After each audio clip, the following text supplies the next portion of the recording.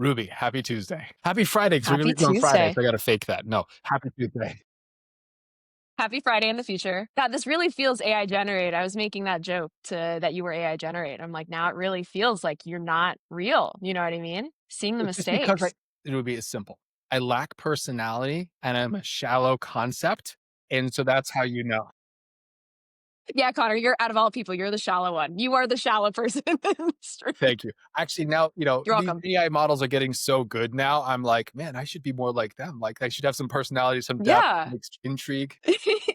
So, where in the world are we today? Are you still in LA? I'm still in LA. You're seeing the other half of my 408 square foot apartment, I believe. So you're just seeing the other half today in same home. And Next week, will we get your the home. third? As we get Yeah. 4 weeks of this, you've got to rotate around. Yeah, I'm pretty sure I'm pretty sure there's only two angles. So I think it's this one and then it's the other. And I think that's pretty much it. So you're just seeing my patio and that's about it. Yeah. And you're Nice. finally home. So that's great. Yes, until Thursday. I fly out on Uh, Thursday. I've got another CISO event in Toronto, which, by the way, I'm kind of falling in love with that city. What a fun city. mm. I walked around it so much that I like hurt my left foot. I'm getting so old. I was like, how can this happen? I walked around, I was like 12, 13 miles or something. And then I'm like, my Achilles tendon hurts. I'm like, Connor, being old. Yeah, I got to Amazon Prime you one of those Dr. Scholl's Please inserts, don't. man. Please don't. Out of That'll be the end of CVS. my dignity. I know. It's okay. We're getting there. We're getting there. All right. So we've got a really cool guest signed up on the docket for today. So we're going to bring him in. But before we do, I have a second best. So we kind of have this on again, off again tradition. So I'm going to bring it back. And that's it. So today is not liquid death. I am sorry. You're still my first love. My second love is athletic brewing. So I thought it would be good to at least get us started on that I love that. I'm just trying to not be lame. All right. Yeah. So, and therefore, all right. Is it working? I don't know if it's working. Help me out of this, I'm not Ruby. sure. I didn't want to say that online. If you're watching the video, great. All right. Let's bring it back in. All right. So let us bring in our guest today. Jake, thank you so much for joining us, mate. You are, it's actually an absolute privilege to have you on the call today. You are the CISO for Anecdotes, probably one of the best GRC platforms on the market. And we'll talk about that maybe later. I don't know. But mate, I'm really glad to have you on the show today. Thanks for having me. Always a pleasure to be here. There were so many times I wanted to interrupt when I was watching your intro. My thoughts are like, Connor's totally AI. No one has that jawline and that hair. And then you went into athletic, and I was literally in Seattle last night I'm a non-alcoholic beer drinker, and the first time I ever found athletic non-alcoholic on tap was in Seattle in Pike Market last night. And I was like, that's legitimately cool. I might fly to Seattle for this experience. It's worth it. And I was thinking, to Ruby's point, like, you're like apartment around the corners. If you go through the list of podcasts I've been on, there are just various terrible hotel rooms with various colorful walls that are horrendous and artwork that's even worse. Like, who thought this combo works? The orange to the green to the multi-page to the blue. Like, who thought this up? Like, why don't they just paint rooms white? Pop. But anyway. Yeah, they theme them pop for whatever reason, and you're just like, why? Just black and white's fine. Black and white. They're the only two colors I work with. Clearly, with Connor's background. I'm like monochrome into my creativity. That's it. That's all I got. All right, guys. So we've got a handful of topics I want to dive into today. And Jake, one of the reasons I wanted you on the call today is because you spend a lot of your time working with executives, and you come as a CISO, you spend times with your peer group, and you're often helping them through that context of enterprise risk. So today was really topical. So we're going to talk to a few things. And the first thing I want to set up is what OpenAI just dropped at Dev Day. So let me set up the scene for you guys, and then we'll talk through what some of the implications are going to have both on our economy and the workforce and security at large.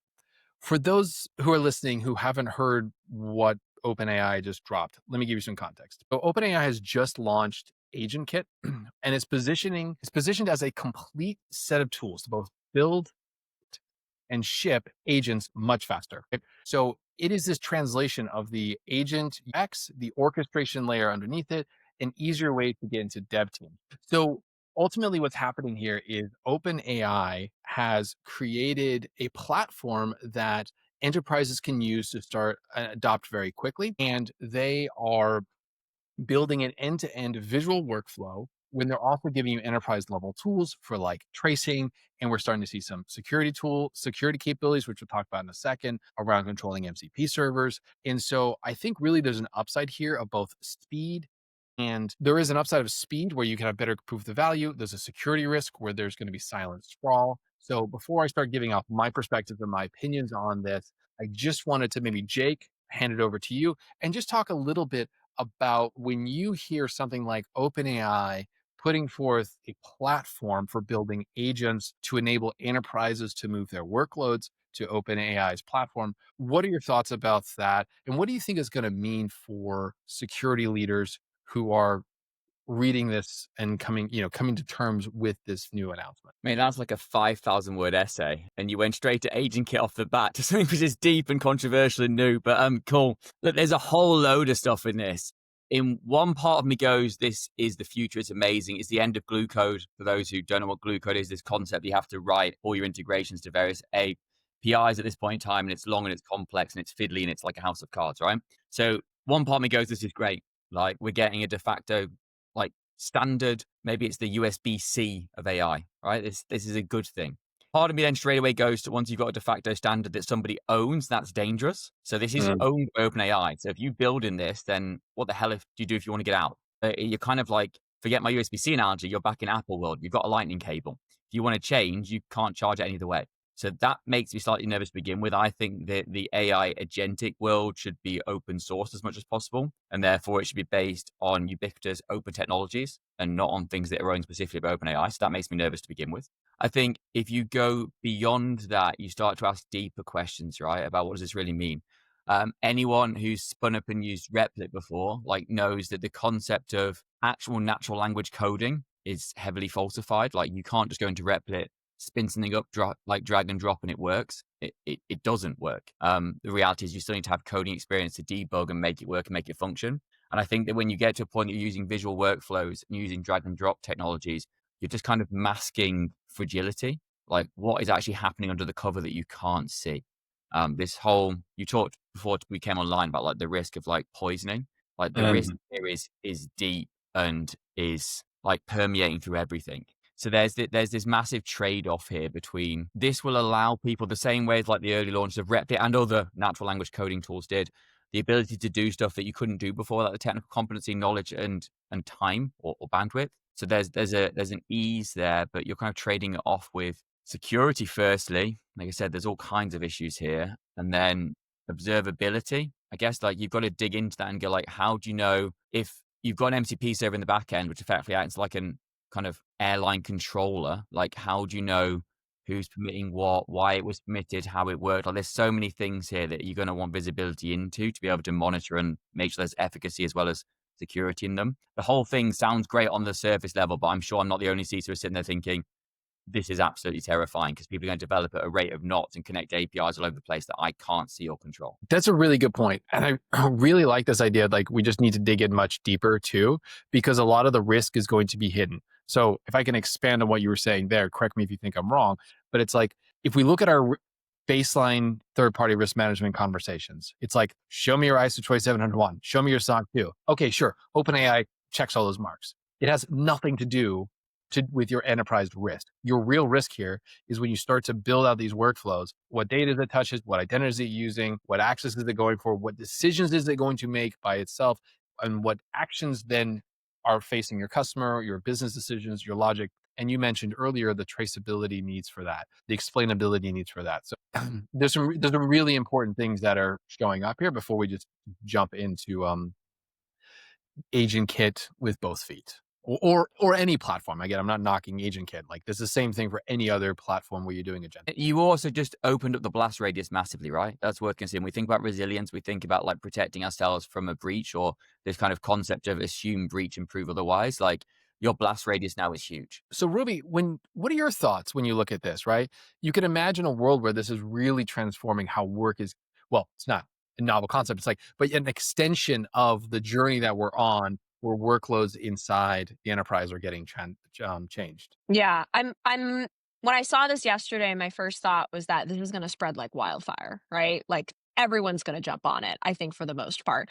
particularly because I think, obviously a lot of our listeners are security focused, right? So everyone's like, yeah, duh, right? When we talk. But what we're trying to communicate, I think, is that no, the people who are not at all on the same page, those are the people I'm worried about. I'm worried significantly about Kara Swisher, who's like an awesome tech journalist, said it best, where she was like, amazing, amazing journalist. She did a great podcast with Trevor Noah recently. Everyone should go listen to that. But she is a strong believer in that every single technology is like the owner of its own negativity, right? And that is kind of where I'm starting to get concerned, is that we're putting a lot of faith into singular companies. And the existential crisis that I had with Keith last week was that we're going to have full faith in like 3 companies, right, in the next like 5 to 10 years. And that's where I get worried. So I'm worried folks are going to implement this and just kind of have full faith, right? Again, these are for the organizations that are not necessarily security focused, right? Like those are the ones that aren't putting a bunch of resources into it and kind of they want the simple fixes. That's where I start to get worried. But if that kind of makes a little bit of sense, hopefully. I don't want to go down too much down the crises route this episode. So it's interesting. I'm going to follow up on that, Karen Fisher. One, maybe we'll get in the show notes, because this idea of technology owning its own negativity, I'm going to go explore that concept. I think that's an interesting concept. When I think about this moving forward, it's interesting. Like when we put this on the docket, I kind of expected like lots of positive, happy vibes on this. And then I was going to come with a perspective of maybe a more sober risk perspective. You guys are like jumped right there. So I think you've got to do like, I don't want to go down the other crisis route. I'm a positivist. I think AI is going to build our civilization, not destroy it. I think that there's a lot of fear mongering because it's great noise to get your podcast listened to more. And I think that's why a lot of people say those things. But like the reality of this, and your point, Ruby, is completely valid, that you now become so reliant on OpenAI if they win this race, that if there is a nation state attack that takes out OpenAI, like how many companies' workflows are going to be built inside of AgentKit? Like it's only a matter of time before this starts permeating through challenger banking, where they're trying to shut down the big boys by doing things in a cheaper, more efficient, tech-driven way. Like challenger health tech. Like you start to think about the scenarios in which you can leverage these capabilities to do stuff that's disruptive in traditional industries. And then you think about those being breached and attacked, and you go, like, this could be legitimately like 0-day Netflix series bad. This will underpin everything that happens in our existence. Let's go down that path a little farther, because I think there's a lot of capabilities inside this platform which are really helpful to solving some of the key security problems I'm seeing emerge. Number one, out of the box with AgentKit, you get the ability to have pre-approved MCP repositories. This is really important, right? For anyone who's spent time working with MCP, like it has its own fundamental flaws, but we have this other supply chain problem, and they've given you a way to solve that, right? OpenAI is doing what you kind of expect from basic enterprise SaaS hygiene, where you have an admin console, you have some security guardrails. But what I appreciate about both your perspective is this idea of vendor lock-in, is this idea that if we pick up our enterprise workloads and we move a significant portion of them to a single vendor, we're going to have a problem. So to that, I wanted to explore that and just share with you guys my perspective on this, because as a security executive, we're often not just thinking about the technology. It's enterprise risk at the end of the day. So it's really, tell me about the company behind it.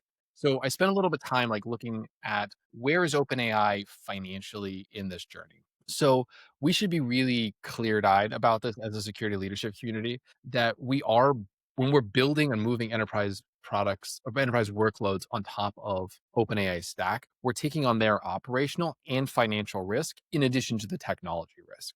And I do think vendor lock-in and the sovereignty of our workloads is going to become more of a material problem as this becomes a critical vendor.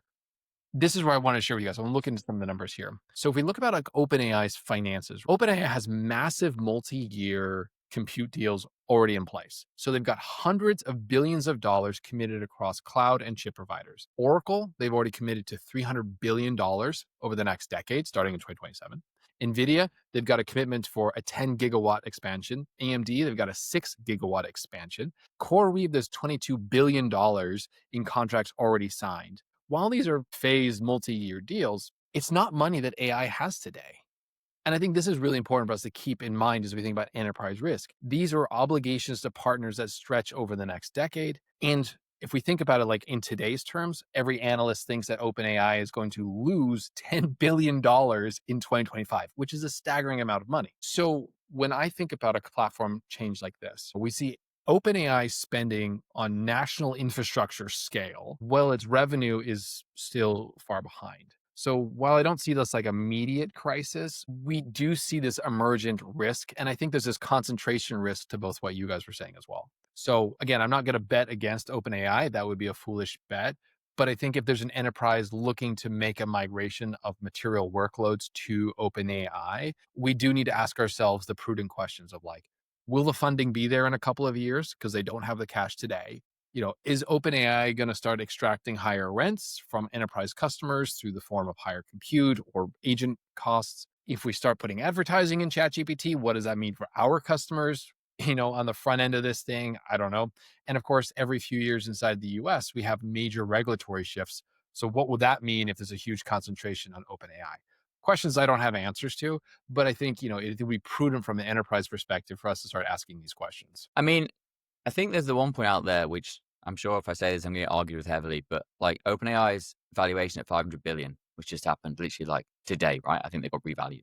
There's a little bit of Netscape about this for me. The unkillable unicorn of the original search engine that was unbeatable and was the best thing ever and was growing at a rate of knots and people saw as the indestructible future that no longer exists. Like, we see this world in which OpenAI can do no wrong, but being the first to market doesn't necessarily always make you the winner. Right. And we are not just at like a financial level, but at a federal and international, like governmental level, quite committed on OpenAI being the future.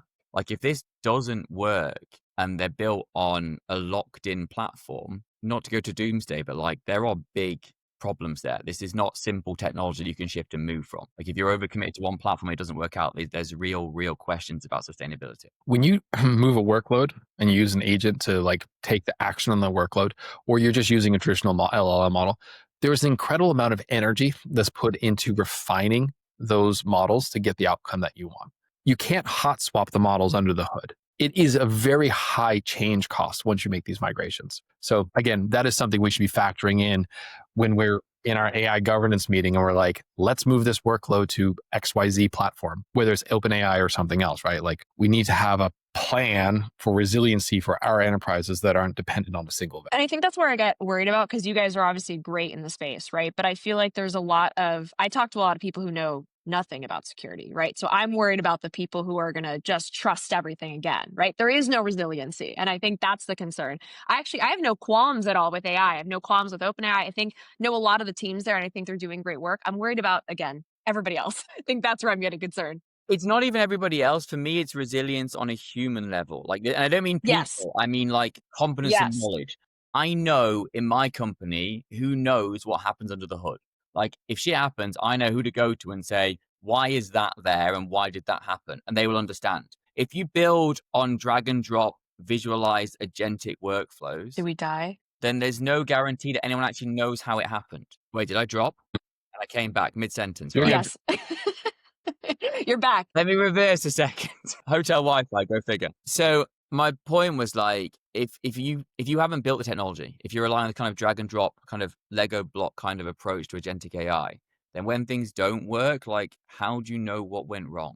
Like, who knows how to unplumb the plumbing? No one does. And that's the real problem for me. You've now got software, and you talk about supply chain issues. Like, forget having third-party components that are at risk. You've now got the issue that you've got components you don't even understand. People don't know how it was built. So when it goes wrong, and if it's doing something either nefarious by someone's injection or poisoning, or just accidental, which we've seen already in AI use cases, like, it's very hard to reverse that out and work out why. I think that Replit is a great example of an agent taking action, and it was really hard to, it lying to cover its tracks and the whole thing. So like, that's a fun early use case that we'll continue to look back on fondly of enterprise risk. So why don't we change gears slightly? I wanted to maybe, Ruby, get your perspective on some of this other research that's come out. So when it comes to AI, and we see the AI workloads moving, there's very much this narrative of like, okay, AI is taking our jobs, or AI is taking the workload.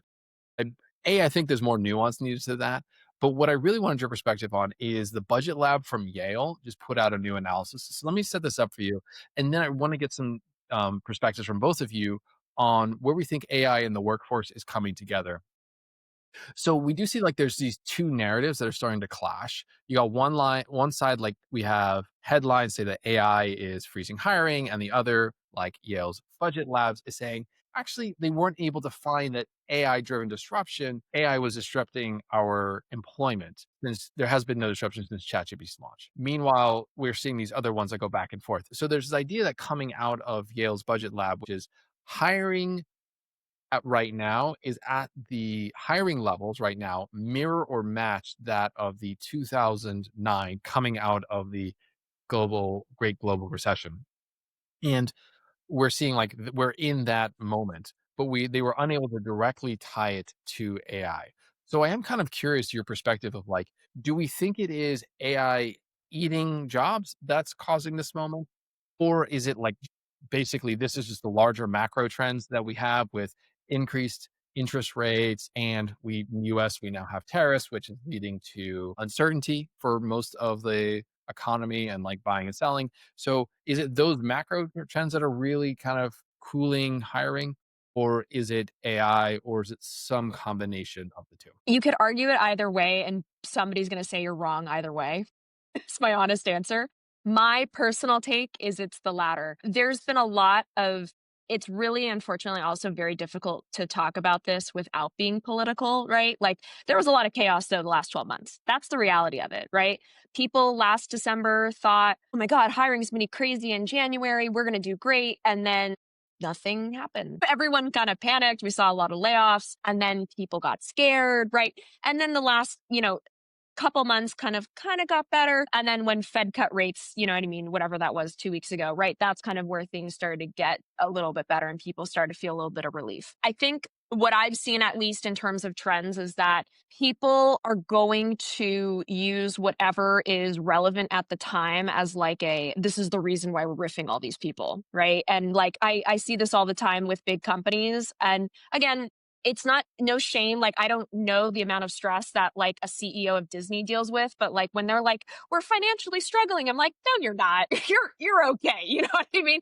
So when, there's certain companies like, that I've seen a couple of those LinkedIn posts where it's like, oh, this company laid off 5,000 employees and claiming AI. And I'm like, I don't know how much I believe that, right? Because that's also a news headline, right? I'm more inclined to believe the actual research around the actual market data. That's kind of where I'm always going to lean. But yeah, I think it's really overwhelming for people to see that and be like, wow, AI is going to take my job when they're just scrolling social media, right? And they're not actually doing the further diligence of understanding what this actually looks like. And we kind of talked about this too with Keith Hoodlet last week of, I think also there is a level of redesign when it comes to jobs, right? I don't think AI is taking jobs, but we're just looking at how we're looking at the market in the future. And I think that's also giving people some pause. Got it.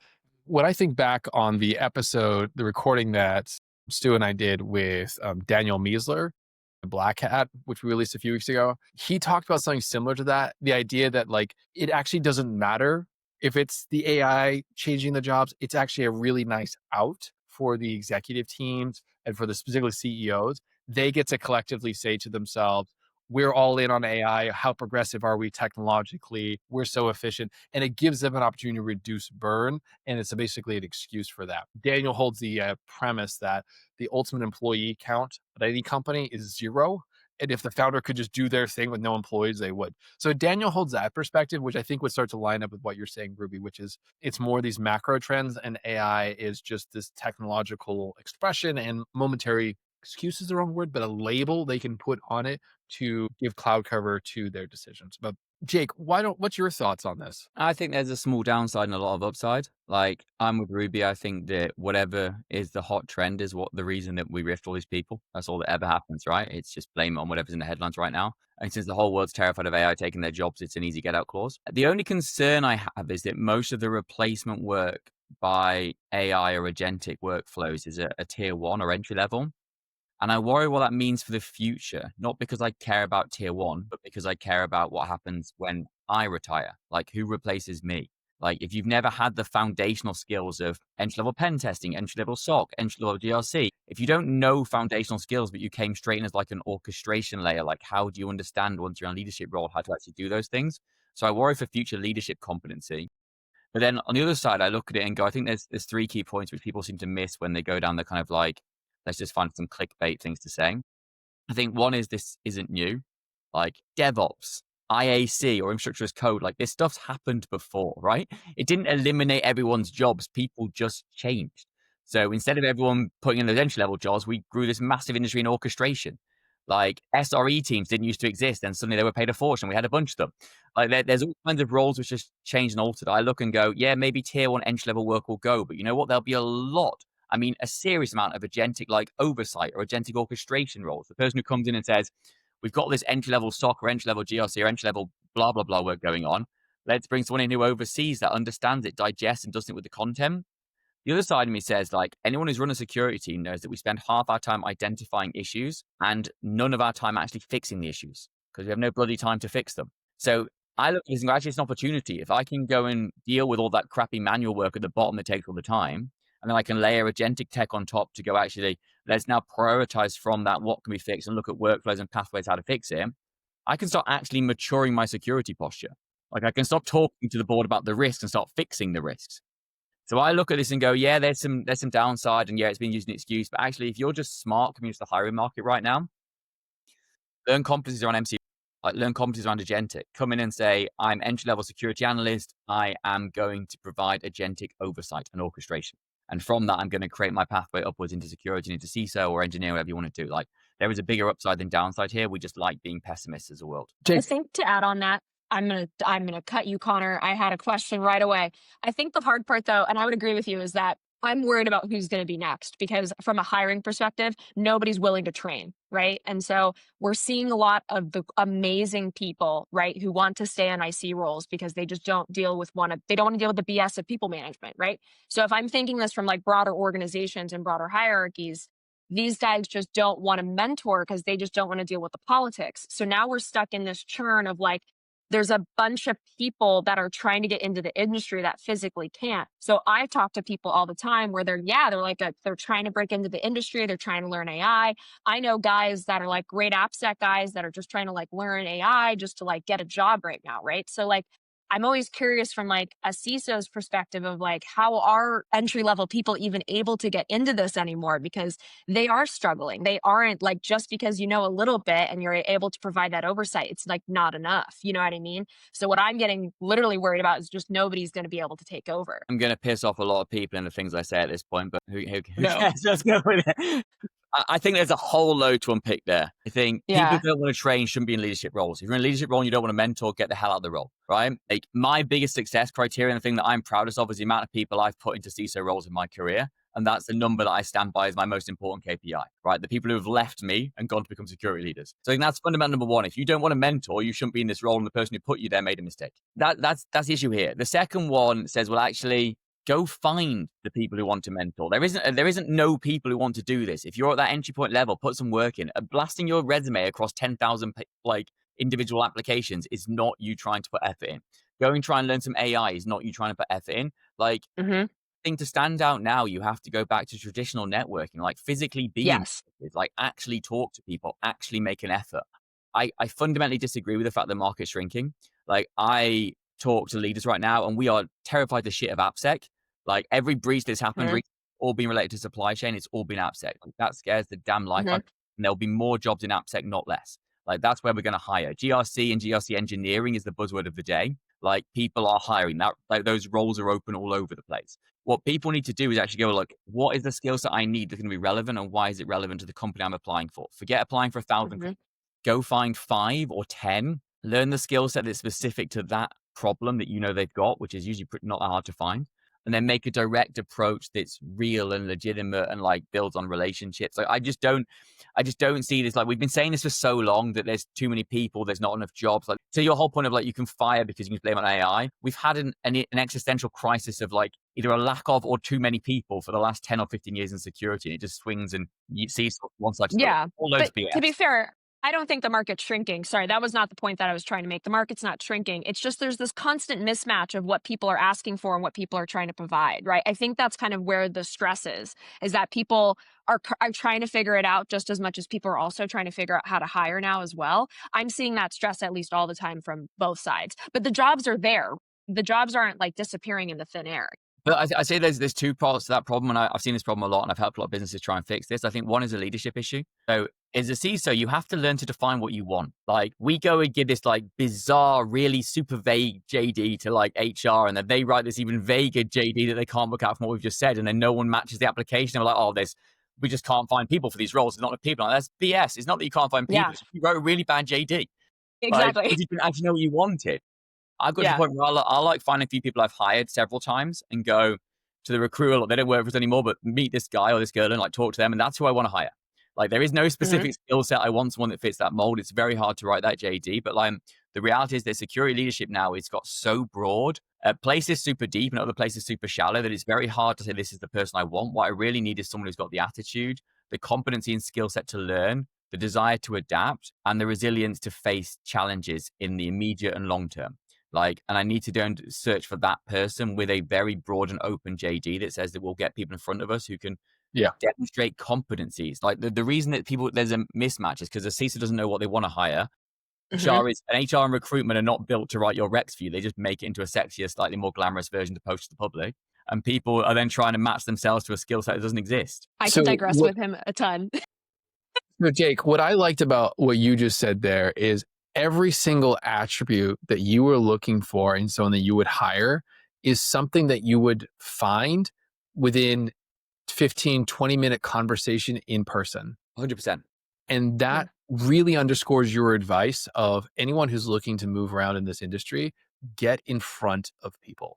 And anyone will take a call again, forgetting the mentoring page. Any decent CISO, like if we want, ping me directly, whoever's listening to this podcast. I'll give you a list of 20, 30, 50 CISOs who will take your This is the most important podcast in cybersecurity and AI right now. A lot of people are listening to this. So just please prepare yourself.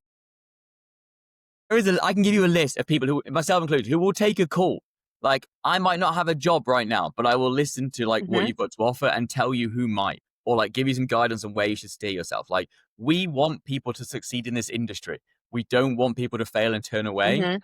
Take your time to build a relationship. Because to my point, like I have not applied for a job in about 10 years because I've always built relationships with people to the point that when I've left one job, someone else already hired me. And I think that should start not from like, that's not a thing where because you're a leader, you have these relationships. You should start building that skill set as soon as you are in college. Like go and develop that skill set to build networks. And if there's ever going to be an industry that's going to be, what I find about the security industry specifically is more than most technology or other sectors, we tend to be the ones who are willing to bend over backwards the most to help each other out if asked. If asked, you get there. So my lived experience is that I will have people reach out to me like, hey, can you help me make an introduction to someone else because I want to get a job? And I'm like, great, show me your resume. And then this happened a few months ago. I'm like, can we have a frank conversation about his resume? It's terrible. Let me help you make it better. And we spent 2 weeks going back and forth, iterating on their resume. And they're like, okay, now you're ready to apply. Let me make the introduction. I do that. And sure enough, they got the job. So it was just one of those things where it was people in this community are willing to help, you know, if both parties are willing to put in the time, everything works out. But like as a security community, we tend to be willing to be more supportive. I think that, I mean, I'm going to rant and I'll try and keep it short, but like the other problem that you've got here is that, mate, CISOs are just really shit at being leaders. Like they're just really bad at it. Like they've grown very quickly into this role of being on an exec team and they're very good at their competencies, but they're not very good at like leadership compared to like a CFO or a CRO or like a CMO who have these core competencies of like how to actually understand how to build and lead business functions. And I think that's the same problem. Like we haven't learned how to write JDs. We've only just started having to hire these massive teams in the last 5 years. Like no one really knows how to do leadership and therefore we're all still learning. And that's why it flows down into this mess where it looks like absolute chaos because in reality, like you've still got so many people who got positions that they weren't really qualified for and they're still trying to work it out as they go. Well, you are absolutely right. This is a tangent. We're way off script, but let's just hang out here for one more second. I fundamentally believe that if you are willing to sign up for the CISO role, you have to really stop thinking about yourself as a practitioner. You are no longer a domain expert. You are a company-wide executive, right? You are a leader in the organization who happens to have a discipline. And I think Jake, this might be where you're going. It's like we spend so much time getting really, really good at our discipline. We break the director role. Now we're at the VP role, and then we hop to the CISO role. And you're like, hold on, there was an important thing that happened when you left being a director and you went through the ranks to get to a CISO at like that person, whatever company. And that is you stopped caring about your domain and you started caring about the company and the culture and the teams outside of security and you just happen to show up with a security discipline. So my philosophy is that, like, if you're above a director, you are a company leader first who happens to have a domain expert. Thank you for coming to my TED Talk. Anyway, so sorry, I want to give you a say. Jake or Ruby, any thoughts, or should I go back on scripts? Go on, Ruby. No, I mean, I prefer this. Like, I'd rather get Jake all fired up. That's like really why I come in here. I just really want to get people pissed about topics. That's my goal. I want to get you riled up, Jake. No, I just, at least when I have conversations with people, because when someone's like, I really want to be a CISO in X amount of time. And I'm like, bro, you're 5 years in your career and you want to be a CISO in another 5. I'm like, that's a cool 10-year span, which is fine. But that's a different job. It's really hard to explain to people that you're doing security, but in a completely different function. And I don't think a lot of folks are ready to handle the politics and the business side of it, like you're mentioning, where it's just like, you are a different person entirely and you have to present differently. You serve a different function. And I don't know, Jake, maybe you have better words around like how to explain that, right? Of just like that transition can look very different. And it's pretty, not to digress too much, but it's particularly jarring for people who I've known who have been in technical roles their whole life and then they became a CISO and they're just like, they get it and they don't want to do it anymore because it's so different. And I'm curious if there's a way, Jake, maybe that you can describe that, because I'm sure you've dealt with that yourself internally. You've probably had an internal crisis. Yeah, 100%. Like, look, I was a pen tester and social engineer, and if we're carrying our conversation on deepfakes, I'm glad that I'm not anymore because it put me out of a job right now. But and then I did a lot of coding. I did a lot of like building GRC and building security practices, and right now I do none of that. Like, if I go back into the code, sure, I'm still technically competent, but like, do I really get into it on the daily basis? No. Like, I know Anecdotes pretty well, but do I know it as well as my team do? No. Like, my job is to lead and build part of Anecdotes. My job is to grow our ARR up. My job is to protect our churn rate, to ensure that we don't lose employees, that we keep 18 players, to think about our future strategy. Like, my job is to help our 2 founders grow our business to a point that we either exit or IPO. Like, and that skill set is fundamentally different from the one that I grew up with. And it's not for everyone. And you don't have to be a CISO. I know multiple people who stay technical as ICs and their salaries will be the same. Like, it's not a money role. You have to want to do this because it's what you're good at. This is what I'm good at. Like, I'm probably better at this than I was at what I was doing before. And so that's where I think if your skill set naturally inclines that way, great. But this concept that it's this natural progression where you have to go from an entry level in any security like vertical, CISO is the end point, is just a falsehood. And I every year at B-Sides, I sit in like the careers village and I talk about, and I literally have a booth that says like, why you don't want to be a CISO. And I talk to everyone and say, this is why you don't want this career path. This is what you should do. But yeah, I think we should get more real about the fact that this isn't like the be all and end all, and it's a very different job. And if you love doing technical things, this is not the place for you. So to that point, let me pull up here. So for the benefit of everyone who's looking, Adam Aurelio is a friend of mine, and he has this wonderful point of view, and he has this talk that he gives, which is he came through the Marines, and there was a story of there's like a general in a convoy of tanks, and they're going from point A to point B. And sure enough, enemy fire hits out, the general hops out, and the general starts running around the tanks and like helping out the people, helping out his soldiers and such, like do whatever needs to be done. He tells the story much better than I do. And his point there is that although that general, the military the Marines went through and awarded this general and said, this is what we want. We want generals who are willing to get into the fray. Adam holds this point, which I agree with. That general failed in that moment. The job of the CISO, the job of the general shouldn't be, I'm going to get into the code as you're describing there, Jake. I'm going to get into the weeds. You are really trying to say, how do I build the systems? How do I have the organizational structure? How do I have the talent? How do I help create this environment where the intent that the CISO sets, or the intent that the business has set from a risk perspective, we achieve that, not that. So if you are someone who's contemplating this at the moment, A, hit up Jake. B, think about that for a second. Do you really think that success looks like you're the very best at your particular craft? If it is, go be an IC. It is not to be a CISO. It is more of a political, organizational, structural role where you're trying to move an entire organization from point A to point B, and that'll look different for each one. So I just highlight that to say that there are people in this community who can plug you in and give you a sober, realistic perspective what it means to be in this role. You're like a walking TED Talk today. And big shout, I was actually at dinner with Adam and his wife, aka the boss, Jessica, last week. He's really close. really close friend of mine. She's an even cooler ex-Marine story. But yeah, I couldn't agree more. And then we'll just round this out with one other CISO I think we all respect here, which is Phil Venables. He put out this blog post a while ago. We've talked about it on the pod, and it's this idea of good CISO, bad CISO.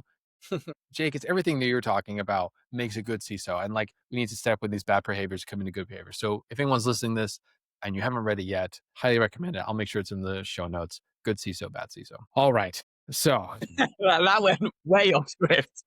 I have this problem. There's I'm no sorry. way we land this plane. Like, it's just going to keep flying forever. Perfect. Here. So let's do this.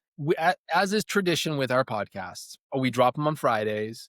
This gives everyone 2 days in silent contemplation to truly grasp the wisdom that's being dropped here. And they get to start their Mondays fresh. So let's go lightning round. For everyone who's listening to this, they're going to show up on Monday and they're going to get to work. What advice would you give them? Jake, I'll start with you, and then we'll go around the horn. What would you share with the listeners of the episode? Never stop playing. So I think we had a docket of loads of tech that we never got to. I wandered off wildly on a tangent about hiring and mismatching employees. But I think that's the point for me, like whether it's AgentKit or whether it's the deepfake stuff that we had to talk about or whatever it might be, right? Never stop playing. I really pissed off a room of CISOs a few weeks ago when I stood up and said that like no one has the right to talk about AI if the only AI they use is ChatGPT. Like if you don't understand the concept of Notion as a central brain, of like you haven't played with Replit or like Bardian or Taplio or all this kind of stuff, right? If you haven't been on AgentKit stuff, if you haven't used Operator, like don't tell your company what they can and can't do. And I think if I had one piece of advice, it's whatever role you hold, good CISO, bad CISO, when you sit in that chair, like you have to always be curious. Like you might not be deep in your field or domain anymore, but you never can stop playing. If you're not interested in toying with this stuff and learning about new technology and failing and breaking and learning some more, like somehow your personality is just not right to begin there. Like I think that's my biggest point is like stay abreast of what's going on new and like feel free to like really dive in and play with it and break it and see what happens next. That was not a lightning. But it was poignant. You did great. All right, Ruby. That was perfect. You get to go next after that. Literally my only thought is you should probably go start hiring some pretty good AppSec engineers. Mm-hmm. Go hire some good people, pay them well. If you don't know how to pay them, ask me, ping me. I know what these guys all make. Just ask, go pay them. That's what you need. That's it. My advice is going to be go back to basics in a few areas. With AI specifically, the risk that we're going to see as you migrate an enterprise from traditional systems to agentic systems, the risk area that's going to expose itself is going to be around supply chain security. I think this is the quiet part that needs to be said out loud a lot more, whether it's AI systems hallucinating packages, whether it's models getting poisoned, whether it's this other business side of the supply chain risk, right? Where you've moved everything to OpenAI's platform, and now you have these other financial concerns. The supply chain of that in both security and in traditional supply chain is a risk area that we as CISOs need to be taking seriously. So if you're starting on Monday and you're looking at this, I would say gather your team and start thinking through building that plan of doing what you know you need to be doing on software supply chain security and then supply chain what broadly is. All right. So with that, Jake is the CISO, Chief Information Security Officer at Anecdotes, where he's redefining what modern governance, risk, and compliance can be. If you enjoyed our conversation today, make sure to follow Jake at anecdotes.ai and connect with him on LinkedIn. And don't miss what's ongoing as we rebuild GRC into something that truly earns trust, not just passes audits. So Jake, thank you so much for joining us today. Absolute pleasure. Thanks for having me. Cool. And if you liked what you heard today, please you do the whole like and subscribe thing. But most importantly, this is what I'm asking for is comments. I want feedback on what's get better and how to make it good. This is for you, not for us. So please leave comments. Let us know what you think. And most importantly, we will keep doing this every week and we're going to keep getting better because ultimately this is moving fast and we are here to help the security community broadly get a little bit better every single week. Until next time, thank you for listening.